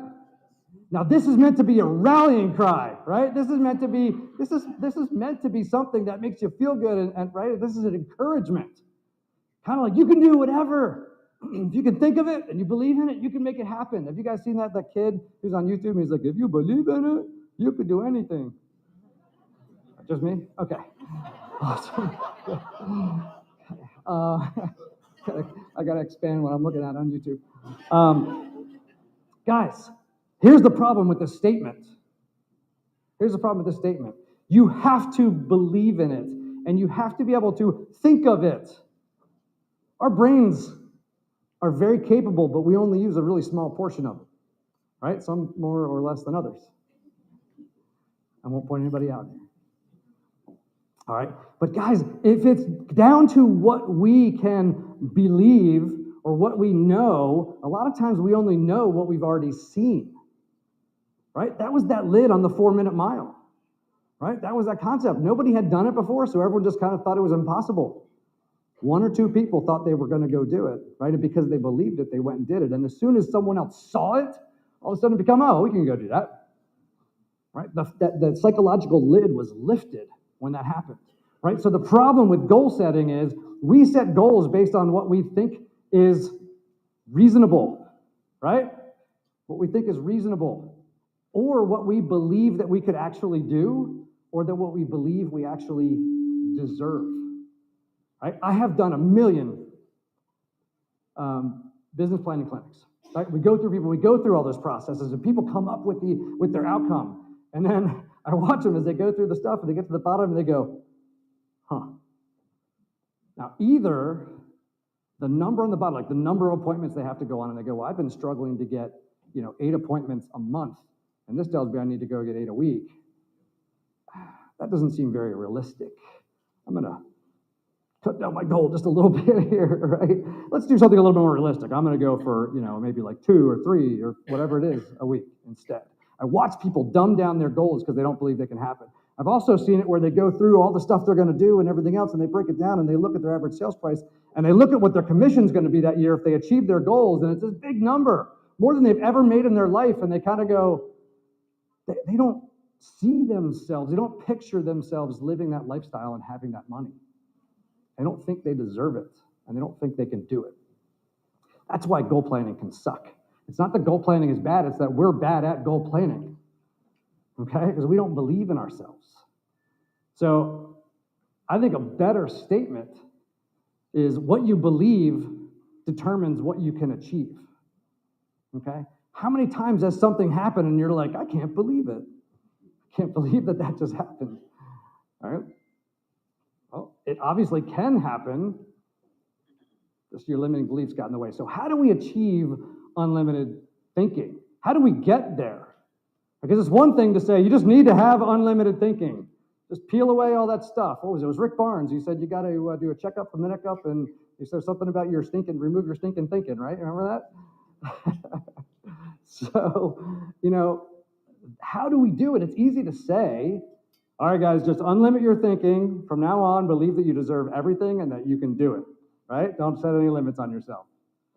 You're welcome. Have a great year. Okay, how do we do it? I want to share with you guys a couple things, okay? I want to talk about supernatural experiences, right? Supernatural experiences, and don't worry, I'm not going to get all weird on you. Supernatural experiences challenge our preconceived notions about what's possible, right? Supernatural experiences are the things when something happens, it's like jaw-dropping, right? Stunned silence. And it can be from, kind of a mundane or whatever. You see something and it's like, that was amazing. I can't believe I just saw that, right? Anybody had something like that, right? Something just crazy? Just can't believe you saw it. And I've heard of things like someone who has cancer, they've got a big tumor, cancerous tumor growing, right? And they are trying everything and their prognosis doesn't look good. It's not looking good. Maybe the family gets together and prays over them. They go in for surgery. And the doctors can't explain it. The surgeons can't explain it. The tumor is gone, right? We've heard these stories. We know these things happen, right? And what do the doctors say? I can't explain it or believe it, right? I can't believe it. I can't believe it because it's not normal, right? Whenever we witness something that is outside of the realm of what we know, it expands our mindset, right? But you can't contract it. You can't shrink it back. Once you see something, the 4-minute mile, all of those things, once someone else achieves it, once it becomes possible in your mind, it doesn't go back, right? It's one of those things where it makes a change in the way that you see the world. Right? I put on here this Mark Twain quote. I love this. It ain't what you know that gets you into trouble. It's what you know for sure that just ain't so. Right? That's our problem. So I want to share with you guys real quick my experience, and this isn't about me, but this is a pivotal point that helped me create the unlimited thinking that changed my life, changed my business, changed my opportunity, and I hope that you guys won't have to go through what I went through to change your thinking and the way this works. This is me, all right? What you are looking at in front of you is Dave 2.0. Thank you. What you've got up on the screen is the end of Dave 1.0. almost the end of Dave, period. It was almost it. So without going into all the crazy details, okay, I was involved in a high-speed boating accident. It was at night. We hit some rocks. I was standing up on the passenger side.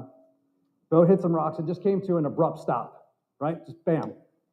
So laws of inertia were in effect. I continued to go. I was standing up on the passenger side. The door to the cabin was open, and I slammed into the door first, and I ripped open my chest.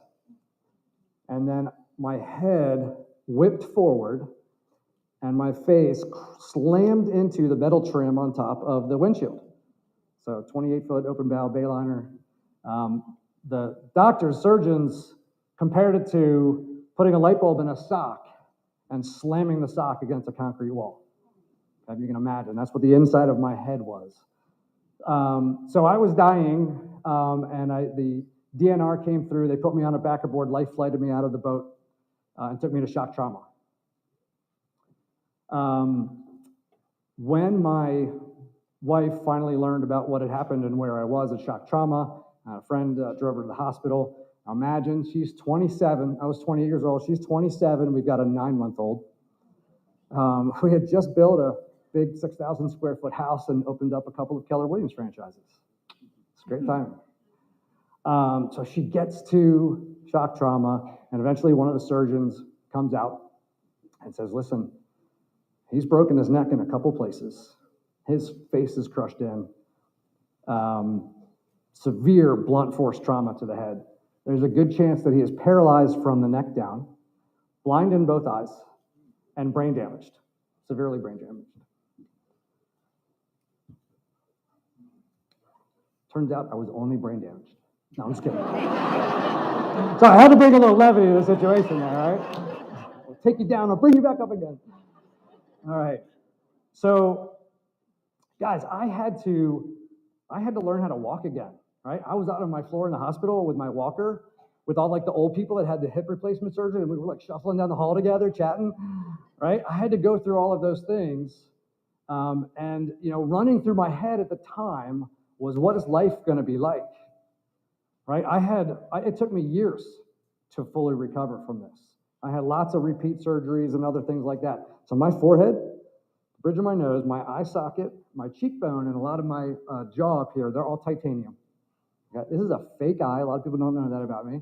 This is a piece of hand-painted acrylic. Okay? The process for making it is fascinating. It's really amazing. I was 28. I was 28 when this happened. So when you're going through all of those things and you don't know what your future holds, we just put it, franchises are expensive, right? The amount of money you got to put in the bank and the other stuff you got to do and the furniture you got to buy and the computers, and back then, right, bricks and mortar.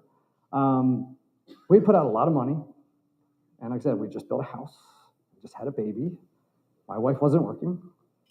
And meanwhile, I'm trying to figure out how to piece my life back together again and what it's going to look like.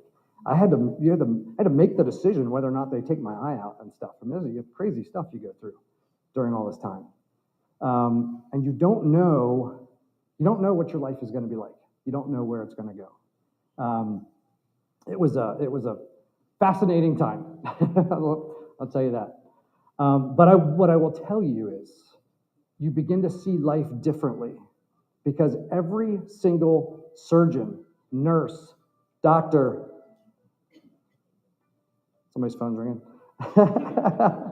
Every single doctor, nurse, surgeon that came into my room, they would walk in, they pick up your chart before they come talk to you, and they kind of pick up your chart, and they hold on. They start calling people, all right? And they come in and say, Mr. Conord, do you understand? We have never, I was at Hopkins, guys. This wasn't like, some fly-by-night hospital or whatever. These are the best of the best in the world.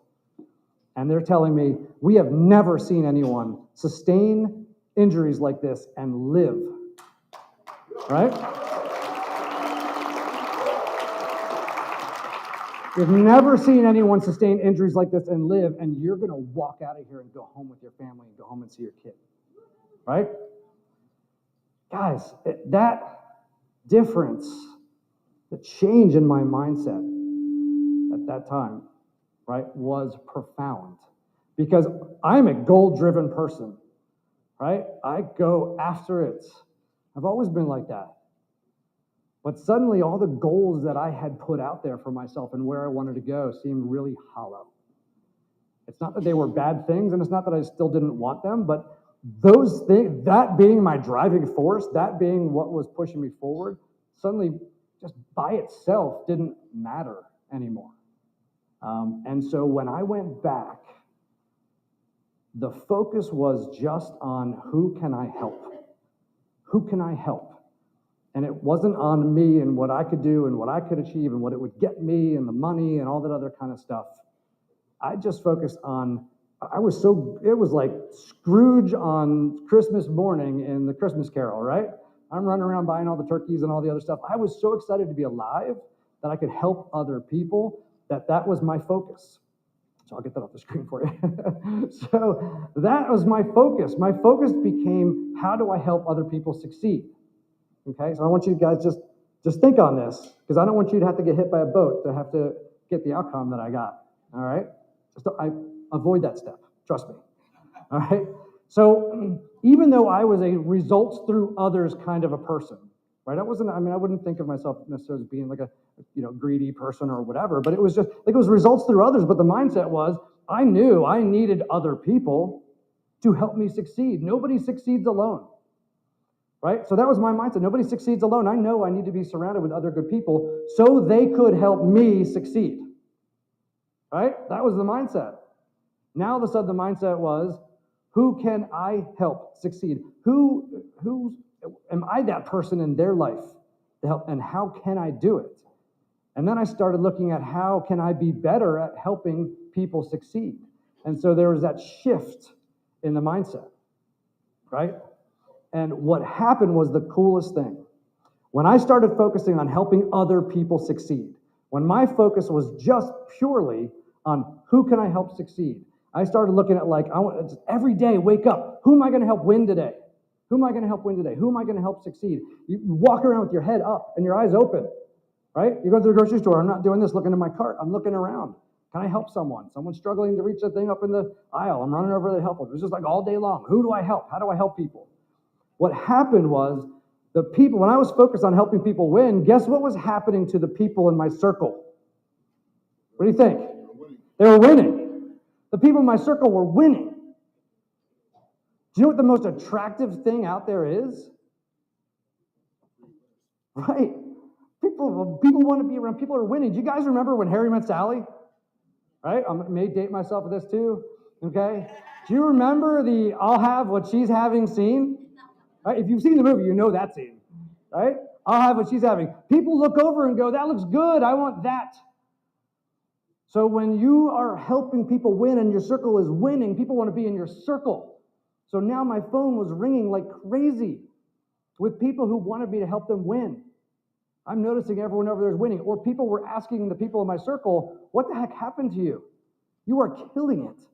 And they're like, I've been working with Dave. Can I work with Dave? I don't know. Call Dave. All right? And I was like, yes, you can work with me. Right? Bam! It took off. Right? We ended up I was partners in 11 franchises. Right? I was asked to take over a region. We have 42 franchises. Okay? We turned that around from over 2,000 agents to over 7,000 agents in 3 years in that region. Became the number one region in growth. I sat down with the team leaders and said, just help people succeed. Forget all the other stuff. Do the two. Forget all the other stuff. It wasn't popular with John, but that was okay. Forget all those things.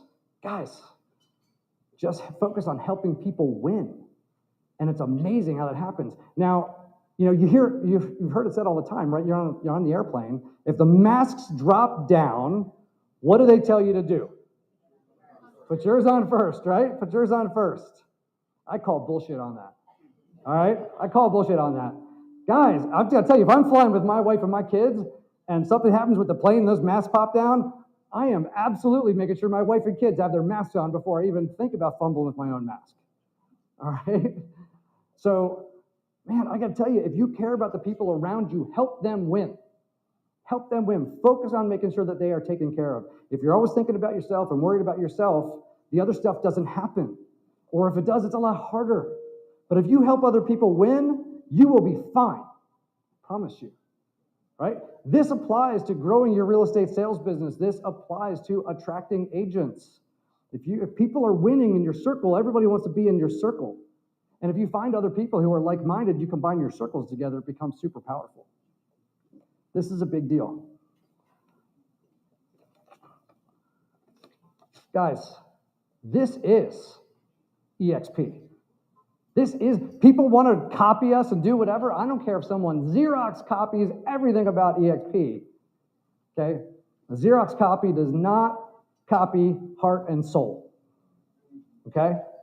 It doesn't copy the people. Man, when I first came to EXP, I sat down with Glenn, and I wanted to understand, because my job, he's the visionary. This is his vision, right? I sat down with Glenn. My job was to help implement his vision and help bring it to life. And so I wanted to really understand it. And he talked about it, right? What does Glenn always say? He wants the agent proposition, the opportunity at EXP to be so good that it would be irresponsible for an agent to hang their license anywhere else. Right? Yeah. Woo! Out of that, I created that hashtag, right? Agent Success Obsessed.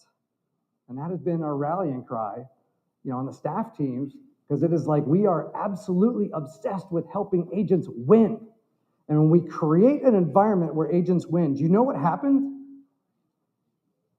We win, baby. We became the fastest growing real estate brokerage in the history of the industry. Okay? Because it's super attractive. People want to be here. Agents want to be here. Do you know other companies have hundreds or thousands of paid and trained professional recruiters on staff? And all they do all day is cold calls, appointments, everything else like that, and send out the marketing and do everything else to recruit. And we are crushing them with 0 paid staff members recruiting. We don't have any recruiters on staff. Right? It is agent word of mouth. We're by referral only, right? It is through what you guys spreading the word. That's why Glenn focuses, and we all focus so much on NPS, that Net Promoter Score, because if we're helping you win, then you're going to talk about it, and people are going to see it, and they're going to want to be here. Okay? Serving others creates a supernatural experience.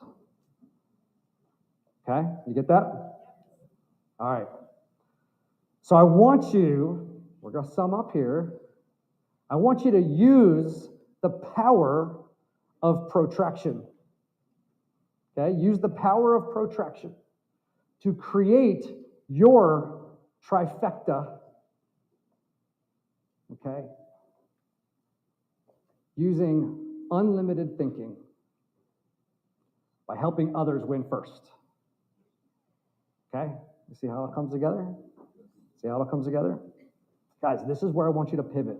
I want you to walk out of here today looking for who you can help win.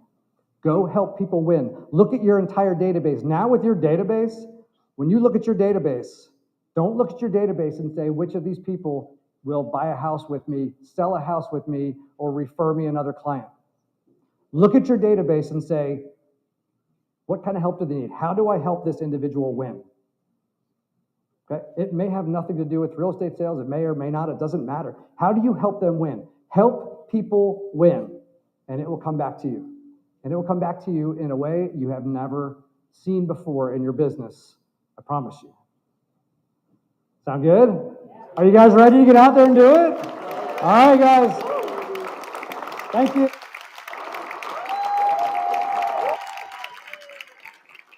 All right, Dave Conord, ladies and gentlemen. 2.0, Dave Conord 2.0. All right, so it is almost time to break for lunch. Actually, we're not breaking for lunch. We're kind of breaking for lunch. All right, stay flexible. We love EXP, right? Because we are agile. I heard it. It's in our bylaws. All right, so what's going to happen with lunch is that our staff and the volunteers, like Bettina over there. Hey, everybody say, hey, Bettina. All right, so our volunteers, incredible volunteers, are going to be releasing folks one table at a time to go over there and grab your chow, meet with our awesome sponsors. Can we get a round of applause again for our sponsors that paid for lunch? Yeah. There you go. There you go. They pay the bills. Who's in charge of the slides? Can we go back one to the QR code? I'm in charge of this slide. Oh, rockstar. Tony. This one? The QR code. Okay, yes, I'm getting there. Oh, I'm getting there. okay. Wait, where is it? Oh, it's not in there. It's not in there anymore. Okay. All right. So while we are breaking for lunch, or those folks are breaking for lunch, we also have a QR code, right? So if you remember when we talked at the very beginning about your questions, all right? So next up after lunch or after we celebrate our producers, we're going to have our Q&A panel. We're going to have Dave. You can ask him about his reconstruction and all that stuff, whatever you want to ask him about, right? He's there. We also got Brian's going to be on the panel. We also have icons. There are icons that have spoken. And we will have, who else? Staff, Karen Richards, y'all's broker. I'll be in there. We're going to have an amazing panel. So get your questions up there. Ask any questions you want. Scan that. Drop your questions in there, okay, as you're being released. All right? Have fun, mix and mingle. I'll see you back here at 12:20 so we can honor our producers. See you soon. I ain't from Dallas, but I need town boogie. I ain't from Dallas, but I need town boogie. You just do you, and I'ma do it all day. Dudes love to hate, so they try to shoot me. I make the party shine bright when it started blooming. I make the party shine bright. Word. I make the party shine bright when it started blooming. This beat was bubble gum, so I had to chew it. Teach me how to duck. Teach me how to duck. Teach me how to duck. Teach me how to duck. Everybody love me. Everybody love me. Everybody love me. You ain't messing with my thuggy. Teach me how to duck. Teach me how to duck. Teach me how to duck. Teach me how to duck. Everybody love me. Everybody love me. Everybody love me. You ain't messing with my The thuggy. name is John. For them dudes who don't know me, I know I'm from the west, but I can teach you how to duck. Teach me how to duck. Teach me how to duck.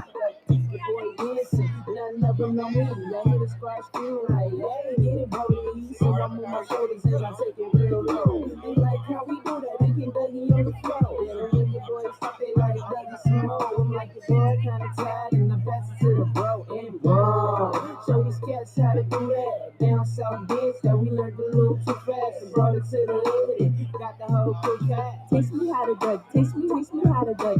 Teach me how to duck. Teach me how to duck. Everybody love me. Everybody love me. Everybody love me. You ain't messing with my thuggy. Teach me how to duck. Teach me how to duck. Teach me how to duck. Teach me how to duck. Everybody love me. Everybody love me. Everybody love me. You ain't messing with my thuggy. Teach me how to duck. Teach me how to duck. Teach me how to duck. Teach me how to duck. Everybody love me. Everybody love me. Everybody love me. You ain't messing with my thuggy. Teach me how to duck. Teach me how to duck. Teach me how to duck. Teach me how to duck. Everybody love me. Everybody love me. Everybody love me. You ain't messing with my thuggy.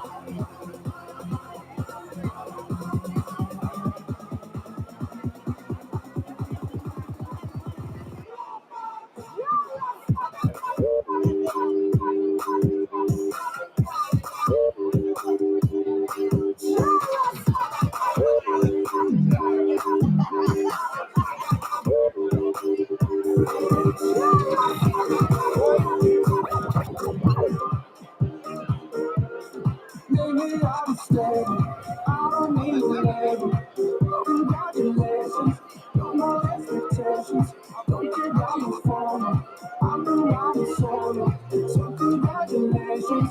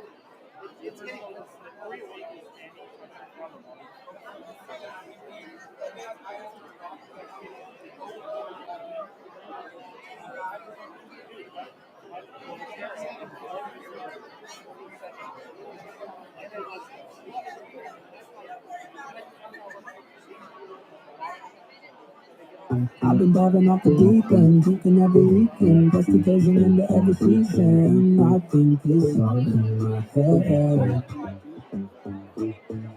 Is this an easy mistake? Coming off a heartbreak, take some time alone, it's what they all say. Cliche, it's all for the best. I've been trying to find new addiction, to get you out my system, but nothing is like you did.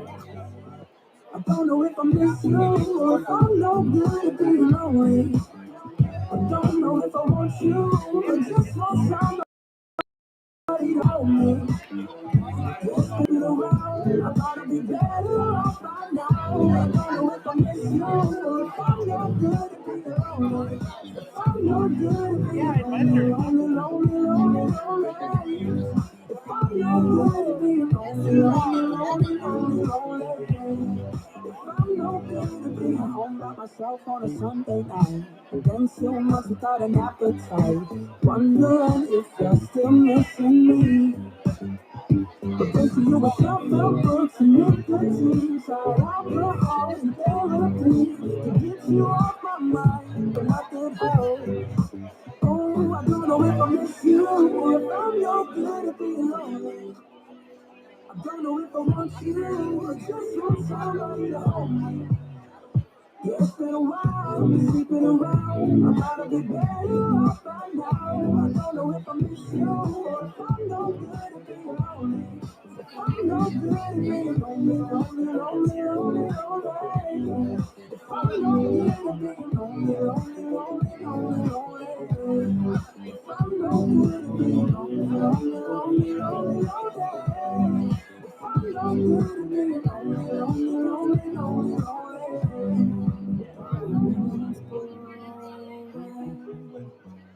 I open up that door, see your brown eyes at the entrance. You just wanna talk, I can't turn away. But please don't ruin this for me. Please don't make it harder than it already is. I'm trying to get over. I wish that you would stay in my memories. But you show up today just doing things. I wanna put you in the past, 'cause I'm traumatized. But you're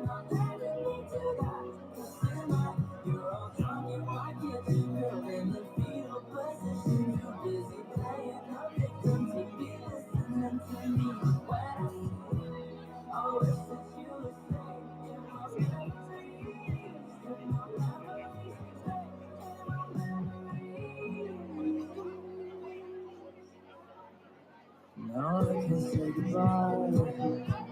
If we stay here the whole night, you see it's hard to find an end to something that you keep beginning over and over again. I promise that the ending always stays the same, so there's no good reason to make believing that we could ever exist again.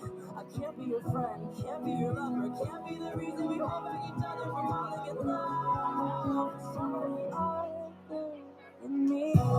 All the